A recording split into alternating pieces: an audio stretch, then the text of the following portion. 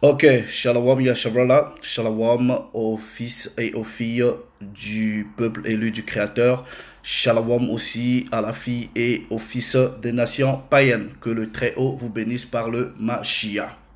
Bon, ceci n'est pas fondamentalement un enseignement biblique, comme d'habitude, où nous partons dans les préceptes et nous expliquons les préceptes selon le contexte biblique. Mais c'est juste une édification sur la base des Écritures par l'Esprit du Très-Haut. Donc, par l'Esprit du Créateur, j'ai été emmené à apporter cette édification tout simplement parce que un jeune frère m'avait envoyé une vidéo. Un jeune frère avec qui nous jouons au football m'avait envoyé une vidéo. Et quand je me suis rencontré avec lui, on a essayé de discuter du sujet avec plusieurs personnes qui ont donné certains avis. Donc le titre de cette vidéo, le nouveau désordre mondial. Pourquoi nouveau désordre mondial? Tout simplement parce que le soi-disant nouvel ordre mondial là, nous ne voyons en rien qui consiste à être ordonné dans cette réalité. Tout est désordonné, tout est upside down, c'est-à-dire tout est chamboulé du haut en bas, du bas en haut. Donc, voilà, j'ai discuté avec ces jeunes frères et j'ai reçu leur avis. Donc, ce sujet ne concerne pas les copains et copines. Ok, si vous êtes copain et copine, c'est pas pour vous. Ça concerne les mariés, hommes mariés, femmes mariées, selon la Torah, selon la loi. Ça concerne aussi les fiancés selon la Torah ou selon les instructions, selon la loi. Donc si vous êtes copain, copine là, ça vous regarde pas, ok? Vous pouvez peut-être regarder, mais ça ne vous concerne pas. Vous allez remarquer ceci, c'est que dans cette réalité, quand votre mari ou votre femme s'en va avec une autre personne, ok? Vous dites que oh, mon mari m'a trompé, oh, il m'a trompé, ou elle m'a trompé, ok? Vous allez comprendre que dans cette réalité, dans ce nouveau désordre mondial, le péché a été atténué, ok? Et même standardisé, normalisé. Maintenant, regardez, je vais vous montrer des séquences de vidéos et nous allons juste prendre des préceptes et clore. Et nous allons comprendre ce genre d'acte. Comment est-ce que la parole qualifie ce genre d'acte? Regardez, cette vidéo m'a été envoyée et il y a encore d'autres. Donc, dans la première vidéo, c'est un jeune frère euh, avec une sœur. Et apparemment, cette sœur serait mariée à un blanc. Et ben voilà, ils ont une relation amoureuse, hein. Donc on va regarder la vidéo. Oui, effectivement, je viens de traverser. Abel, le voilà. Oui. Je mets les preuves. Oui, moi j'ai fait le direct sur Facebook.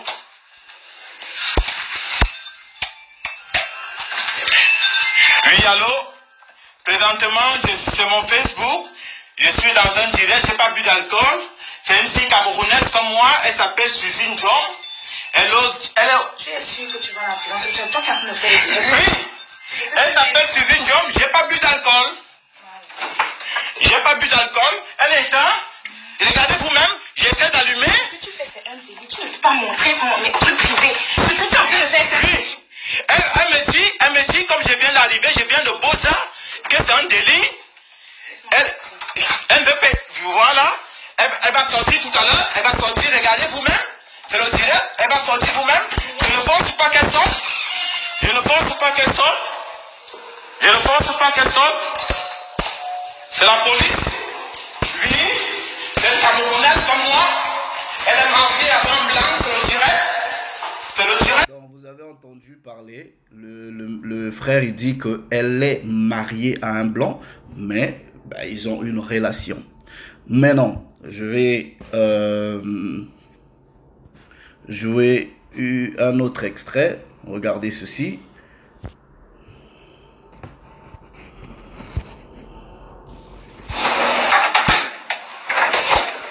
Donc, dans cet extrait, je pense que c'est un autre homme qui vient surprendre sa femme avec un autre homme.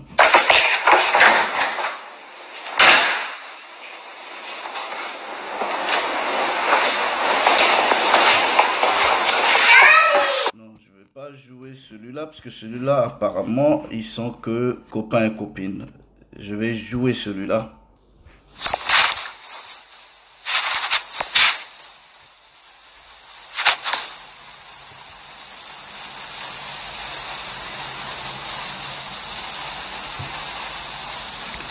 Sur cette séquence-ci, c'est des gens qui sont supposés être mariés. Et vous allez comprendre la dépravation et l'atténuation du péché et la on a standardisé le péché, on l'a normalisé. Et regardez bien.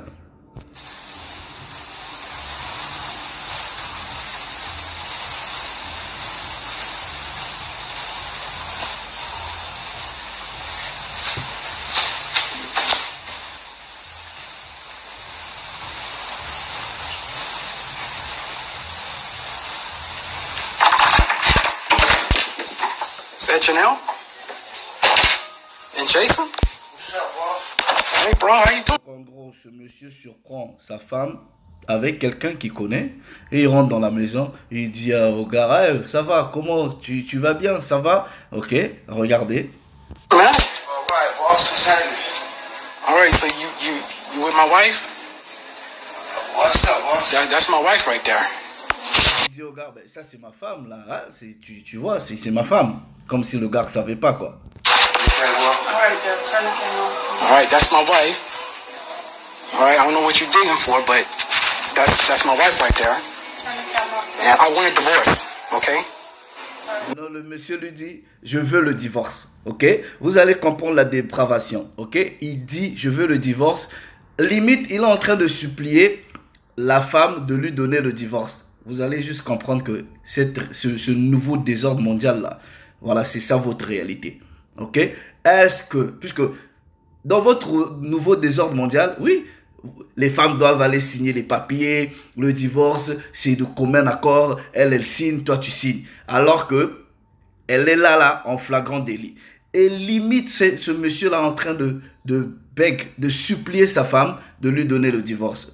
Ok, on va suivre la séquence. Will you give me a divorce? Will you give me a divorce, please? Turn the camera off, please. Je dis, est-ce que tu me donneras le divorce? Est-ce que tu vas me donner le divorce, s'il te plaît? Please, give me a divorce. I don't want to deal with this anymore. Okay? Turn the camera off. I'll turn the camera off. All right? Here's the key. I'm done. All right?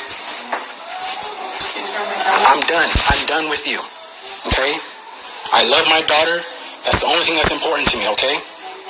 I have no beef between me and you anymore. And Jason, I know. All right. Ok. Il va dire à Jason, je sais que tu es une bonne personne, tu es un homme qui est bien, tout ça là. What the hell is this, man? You're a good man. It's all good, man. This is not going to be seen by anybody except the judge. Maintenant, il y en a qui vont dire, oui, c'est un homme qui est calme, qui est sage, il a bien réagi, ok? Ça, c'est une autre dimension du sujet ou voilà, du topic. Ça, c'est pas un problème. Mais ici, je suis sur le principe de ce que eux, dans le nouveau désordre mondial, appellent être trompé, ok? Donc ici, on dira, oui, il a attrapé sa femme en train de le tromper avec un autre homme. Si votre homme va avec une autre femme, vous dites, oh, mon mari m'a trompé. Ça n'existe pas dans la parole. Dans la parole, il n'y a pas les histoires, mon mari ou ma femme m'a trompé. Ça n'existe pas. Tous ces actes-là qui sont commis, ok, c'est ce que la parole appelle par l'adultère, ok? L'adultère. Il n'y a pas de tromper, c'est l'adultère. Regardez ceci, regardez. Quand j'ai demandé aux jeunes frères qui m'avaient envoyé la vidéo, je lui ai posé la question, ils étaient en groupe, c'est des jeunes que j'encadre. Je leur ai posé la question de savoir si vous aviez un choix entre, si vous êtes marié, ok, je précise, si vous êtes marié, entre aller prendre une deuxième femme, je dis officiellement, si vous voulez, hein, ok, je ne suis pas en train de parler des histoires de polygamie, non, non, non, parce que je vous connais, ok, vous aimez toujours interpréter ce que les gens ne sortent pas, c'est pas le sujet. Je dis, j'ai fait une proposition à ces jeunes frères-là. Je dis, si tu es marié, Si tu veux aller prendre tu préfères entre prendre une deuxième femme, entre rester fidèle avec une seule femme, ou avoir une copine dehors. Tu préfères quoi? Ils étaient au nombre de 5 ou 6. Il y avait même des tontons plus âgés que moi. Tous, ils ont dit, ils préfèrent aller tromper leur femme. Est-ce que vous comprenez? Ils préfèrent aller tromper. Maintenant, je leur pose la question. Pourquoi vous préférez tromper? La réponse était, bah écoute, si je trompe facilement, je peux m'en débarrasser parce que j'ai pas d'engagement. Vous voyez déjà la dépravation. Donc, ils préfèrent aller soi-disant tromper, ok? En étant mariés. Il n'y a pas des histoires de tromper. Quand vous allez en dehors de votre mariage de façon non officielle, ok? Vous êtes dans l'adultère. Mais non. Donc, les gens vont préférer, soi-disant, tromper, ok, que de rester fidèles à leur femme, ou, s'ils veulent, moi, j'en sais rien, moi, ok, c'est les choix des gens, aller prendre d'autres femmes.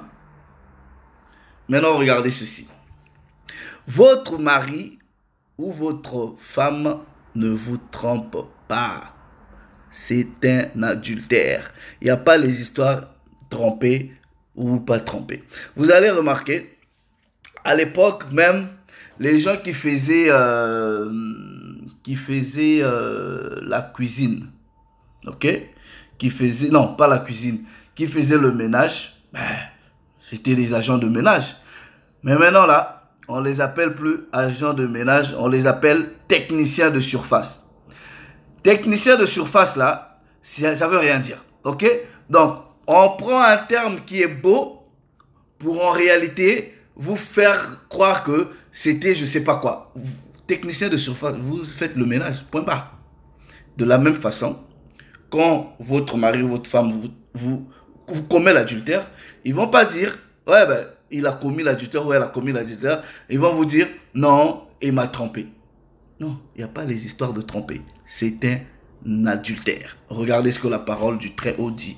Lévitique, et ces choses-là pendant le royaume, ça ne va pas exister. Ok? Pendant le royaume, ça n'existe pas. Lévitique, chapitre 20, parce que selon la loi, vous voyez même un homme qui est en train de limite supplier sa femme de lui donner le divorce. Non, non, non, non, non, non. Pendant le royaume, ces choses-là ne vont pas exister. Mais chez nous, les Bani Yachara, là, la lettre de divorce, c'est fini. Hein? C'est fini. Tu supplies pas une femme pour ça. Lévitique, chapitre 20, verset 10. Si un homme commet un adultère avec une femme mariée, s'il commet un adultère avec la femme de son prochain, l'homme et la femme adultère seront punis de mort. Period. Punis de mort. C'est l'adultère. Tromper là, chez vous, n'a pas de conséquences. Mais selon la Torah, l'adultère a des conséquences. Vous êtes puni de mort. Donc en gros, vous ne voulez pas mourir, vous ne commettez pas. C'est tout. C'est tout. C'est ça la loi. Vous ne voulez pas mourir, vous ne transgressez pas la loi. Il n'y a pas des histoires de tromper. Votre mari vous trompe. Il y a quoi? Dites-moi, il y a quoi comme conséquence dans la tromperie? Non. Il n'y a rien.